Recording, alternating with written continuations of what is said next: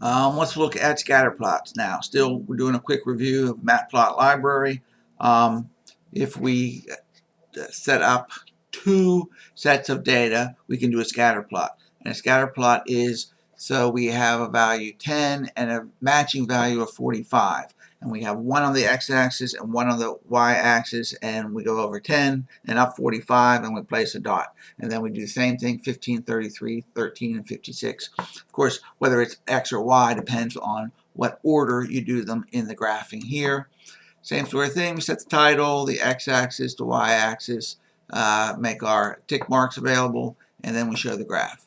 And when you run it, you get a pie chart that looks like that.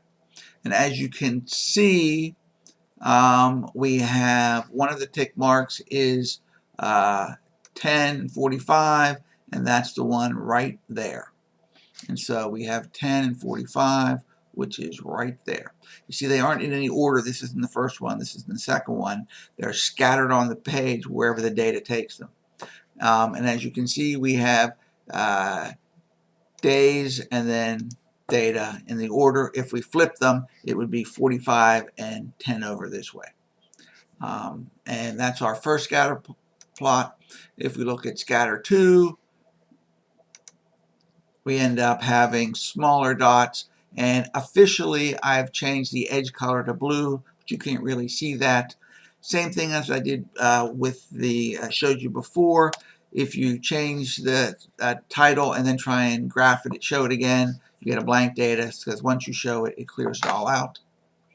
If we look at scatter 3, I've made the dots much larger, so you can see that there's actually a blue edge. And you can see the size right here. I've made 100, and then of course edge blue and color red. So we have red dots with a blue edge of size 100.